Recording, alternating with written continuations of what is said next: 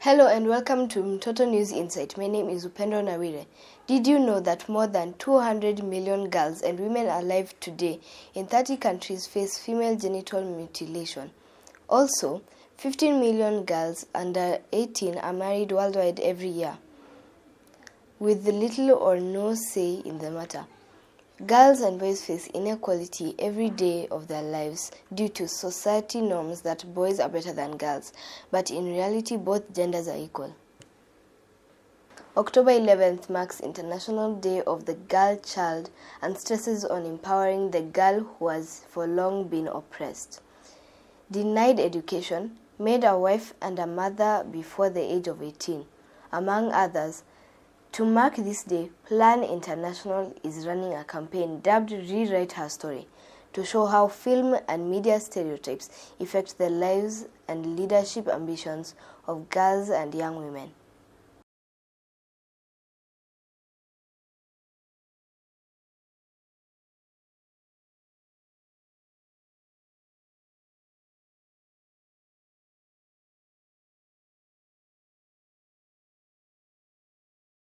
The campaign to maintain the age of consent at 18 years still continues.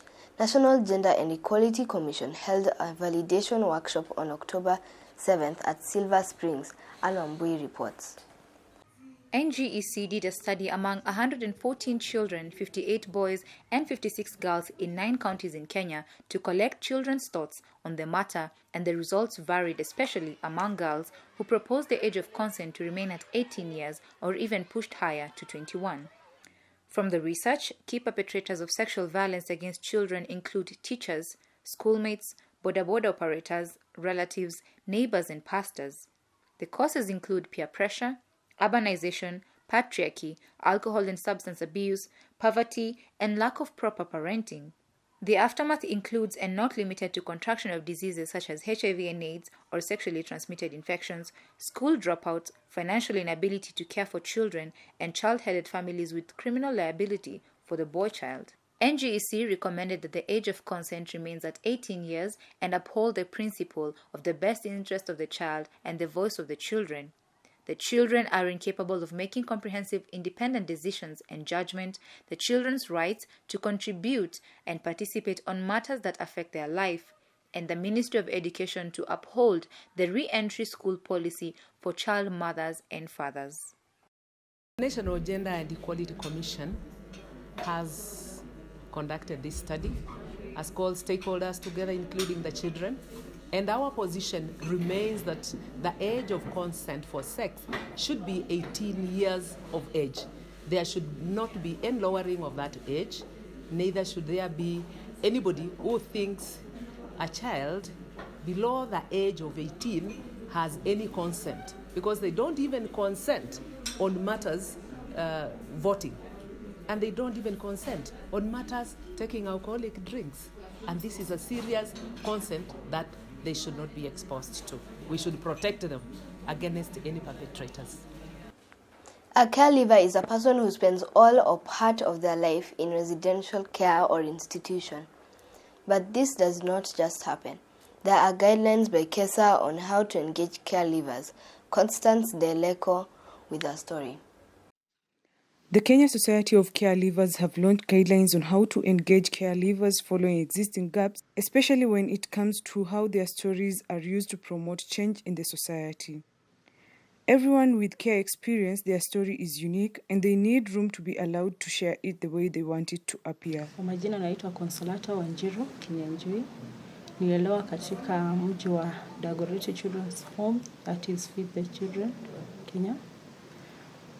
Kwa maisha tulipitia mangumu sana, kulikuwa na matusi na mambo mengine mangumu ya kukosa vyakula, hata mavazi na ungumu mwingine. Wenye mtoto akipitia, maisha yake inakuwa na shida mingi. Jambo moja nilipitia nikiwa mtoto, sikujielewa sana na singeweza hata kujieleza kwa kimaisha. Singeweza kusimama mbele ya watu juu ya ngumu wa kukua nilikuwa intimidated ama nilikuwa nimewekwa kwa kiwango cha chini. Na mambo mengine ni kuwa masomo yetu ilifanywa kama haikuwa maana katika maisha. Kwa hivyo wageni wangekuja na ukatolewa darasani, kwa kuwa yale tulikuwa tunapitia, tulikuwa tunahitaji msaada zaidi kuliko masomo. Na hiyo ilikuwa inaleta shida kwa mtoto ambaye anakuwa. Not that they are children, but they have passed through a system that might not have been favorable to them, and there is a clear need to change the narrative for children who are still in the institutions. The guidelines allow reforms to be put in place to enhance reintegration of children with their families, as well as give support to families or those who are living independently. My name is Samora Asere. I'm the chairman of Kenya Society of Caregivers, an organization for young people who grow up in care, in rehabilitation centers, and in government statutories. Yes, the guidelines speaks into the voices of young people and also the children who are in institutions, because we are the same people who went through the system. We are the same people who experienced what we experienced, and we are not demonizing institutions of care that they are bad. We are just saying they need to change the way they care for children. And changing the way they care for children is giving these children back to their families. And those that cannot fit well with the families, they see how they can be supported to live independently.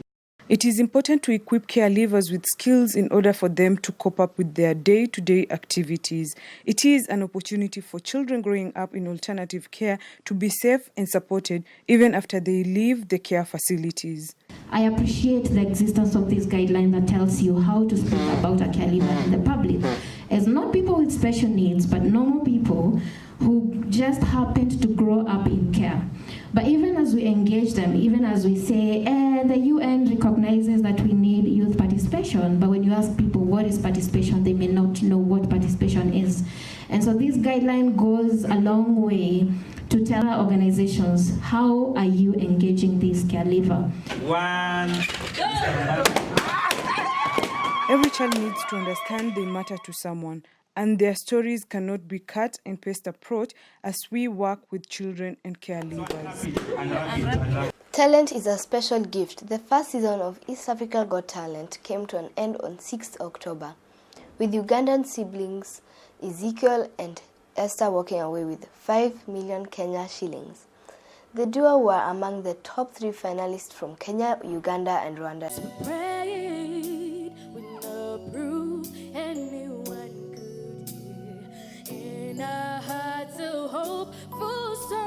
We barely understood. Now we are not afraid, although we know there's much to fear.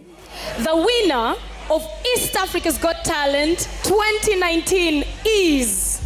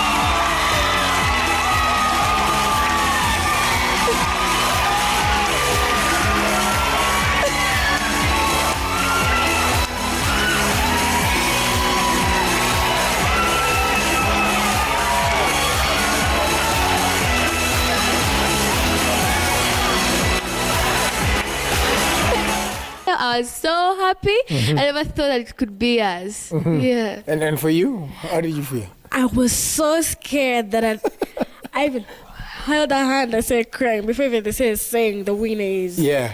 I was so scared. Then Kansime looked at this side, looked at this side. I said, oh my goodness, what's going on? That beautiful ending marks the last report from us.